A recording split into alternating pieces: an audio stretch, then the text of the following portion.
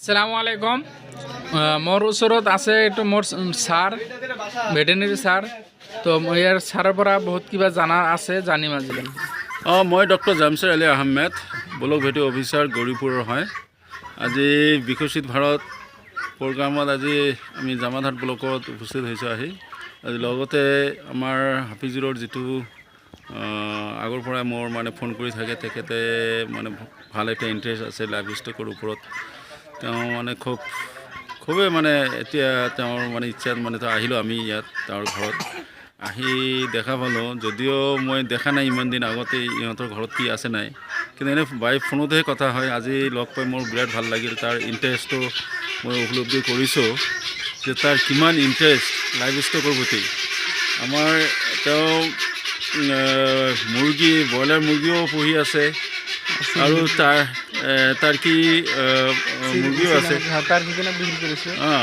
আৰু আমি ছাৰৰ পৰা মানে কুকুৰা আৰু গৰুৰ বিষয়ে দুই এটা বেমাৰৰ বিষয়ে সুধিলোঁ আৰু ছাৰ আহিছে। মোৰ বহুত ভাল লাগিছে আজি, মানে ছাৰৰ লগত বহুত দিন ধৰি কথা পাতোঁ আৰু বহুত সময় যিবিলাক ৰোগৰ কথা সুধি মেডিচিনবিলাক আনি ট্ৰিটমেণ্টবিলাক কৰি আছোঁ। আৰু আপোনালোকৰ ওচৰত আজি দুই এটা মেডিচিনৰ বিষয়ে মানে সুধি ল'ম ছাৰৰ পৰা, মানে লক্ষণবিলাক সুধি ল'ম যে কোনটো লক্ষণত কোনটো বেমাৰ। আজি ছাৰ যে ব্ৰইলাৰবিলাক মাজে মাজে কেনেকুৱা হয়, মানে হঠাৎ মৰি থাকে। তাৰমানে একচুৱেলি ব্ৰইলাৰ মানে মুৰ্গীৰ ক্ষেত্ৰত আমি চবতকৈ বেছি প্ৰাধান্য দিব লাগিব দুটা বস্তুৰ ওপৰত। এটা প্ৰথম হ'ল আমাৰ ভেকচিনেশ্যন, মানে 7 দিনৰ ভিতৰত, একচুৱেলি 0 ডেজৰ পৰা 7 দিনৰ ভিতৰত আমাৰ এইটো কম্পালচাৰী। এইটো নিদিলে আমি আশা কৰিব নোৱাৰোঁ মুৰ্গী পুহিম। মানে মুৰ্গীৰ পোহাৰ আগতে আমি থিংকিং কৰি থ'ব লাগিব যে আমি মুৰ্গী পোৱালি অনাৰ লগে লগে আমি যিটো F1 ষ্ট্ৰেইন, ৰাণীখেত ডিজিজৰ যিটো F1 ষ্ট্ৰেইন, এইটো ষ্ট্ৰেইনৰ ভেকচিনটো আমি নাকত বা কাণত বা মুখৰ ভিতৰত ড্ৰপ হিচাপত আমি দিবই লাগিব। এইটো আৰু নিদিলে আৰু আমি মানে কি কয়, এইটো ফাইনেন্সিয়েলি আমি বহুত হেম্পাৰ হ'বও পাৰোঁ কেতিয়াবা।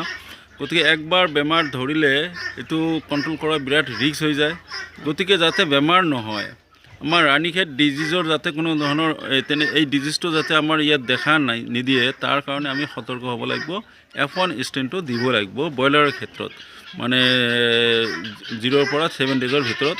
তাৰপিছত আমি সাধাৰণতে কিছুমান ভিটামিনো আমি দিয়া হয়, আৰু ইমিউনিটি বুষ্টাৰৰ কাৰণে আমি কেতিয়াবা ইমিউনো কেয়াৰ বা ইণ্টাৰভিটা এনিজ তেনেকুৱা ধৰণৰ আমি মেডিচিন আমি প্ৰভাইড কৰিব লাগে, দিব লাগে গ্ৰ'থ বঢ়াৰ কাৰণে আৰু ইমিউনিটিটো বুষ্ট কৰাৰ কাৰণে।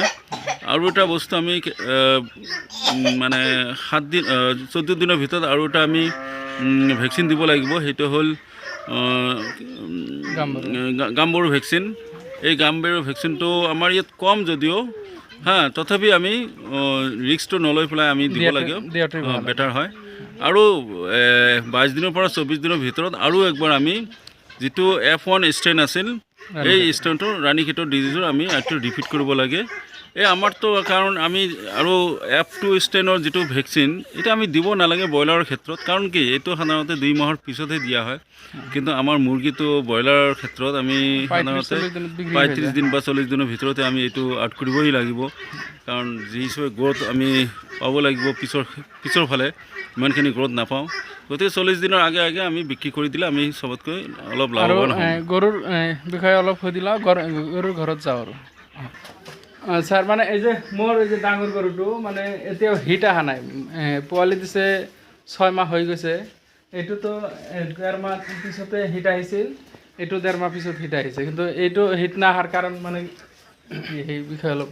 এইটো মানে আমাৰ ইয়াত যিটো হাফিজুৰৰ যিটো গৰুৰ ফাৰ্ম আছে, আমি ইমান ভিতৰুৱা জেগাত যে এনেকুৱা ধুনীয়া এটা মানে ষ্টেপ লৈছে, তাৰ কাৰণে মই তাক ধন্যবাদেই দিছোঁ। ইয়াত যিটো প্ৰব্লেম কৈছে, মানে গৰু মানে পটকৈ হিটত নাহে। এইটো সাধাৰণতে দেখা পালোঁ, তাৰ পোৱালিটো ঠিকে আছে, কিন্তু আমাৰ কৰিব লাগিব কি, টাইমলি আমি যিটো পেলুৰ ঔষধ খুৱাব লাগে, এই পেলুৰ ঔষধটো খুৱাব লাগিব। লগে লগে হয়তো বা লিভাৰৰ মেডিচিনখিনি দিব লাগিব প্ৰপাৰলি। আৰু ইয়াক হিটৰ বহুত কাৰণ থাকে, তাৰ ভিতৰত এটা মেইন কাৰণ হ'ল মিনাৰেল মিক্সাৰৰ অভাৱ হয় কেতিয়াবা গৰুৰ ক্ষেত্ৰত। আৰু এই মিনাৰেল মিক্সাৰখিনি ভাল কোম্পানীৰ মিনাৰেল মিক্সাৰখিনি লৈ তাত খুৱাব লাগিব টাইমলি। আৰু বায়'প্ৰটিন বুলি এটা হেৰি আছে, বাইপাছ প্ৰটিন এইটো কয়। বাইপাছ প্ৰটিনটো মানে যদি আমি ইহঁতক প্ৰভাইড কৰোঁ তেনেহ'লে আমি হয়তোবা তাৰ যি ডাইজেশ্যন বা বিভিন্ন ধৰণৰ প্ৰক্ৰিয়া এইবিলাক বহুত ডেভেলপ হ'ব। ডেভেলপ হোৱাৰ ফলত এই সহজত হিটত অহাৰ কাৰণে চেষ্টা কৰিব। আৰু কাৰণ থাকে, যদি কেতিয়াবা হৰম'নেল ডিষ্টাৰবেঞ্চেছ থাকে তেতিয়া আমি হৰম'নৰ ট্ৰিটমেণ্ট কৰিব লাগিব। সাধাৰণতে আমি হৰম'নৰ ট্ৰিটমেণ্ট পিছত যাম, কাৰণ আমি প্ৰথমতে আমি মিনাৰেল মিক্সাৰখিনি ভাল ধৰণৰ মিনাৰেল মিক্সাৰখিনি প্ৰভাইড কৰি তাৰ ভাল পৰ্যায় হেল্থটো ভাল টাৰ্ণ আপ কৰি পেলাই কৰিলে আমি নিশ্চয় সহজত হিটত আনিব পাৰিম।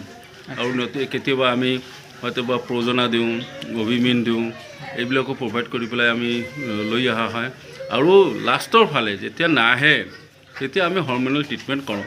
আৰু আমি সাধাৰণতে আমি যেতিয়া দেখিলোঁ যে নাই প্ৰথম অৱস্থা নাহে, আমি কেতিয়াবা মেনুৱেলি হাত ৰেক্টামত মানে হাতটো ভৰাই দি আমি মেছেজ কৰিব লগা হয়।